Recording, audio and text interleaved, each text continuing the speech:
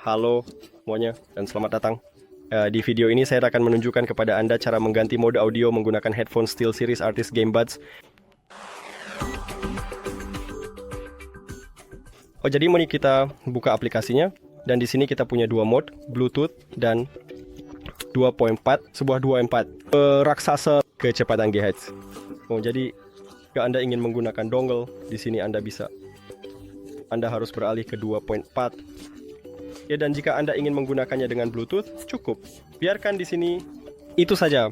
Jadi Anda tinggal klik di sini dan itu saja. Atau Anda juga bisa klik 3 kali pada earbud kiri atau kanan Anda. Jadi 1, 2, 3. Dan saya baru saja menggantinya. 1, 2, 3. Dan saya sudah menggantinya lagi. Itu saja. Terima kasih menonton video ini. Jika Anda merasa ini bermanfaat, pertimbangkan berlangganan saluran ini dan beri like. Ini sangat penting bagi kami. Sampai jumpa.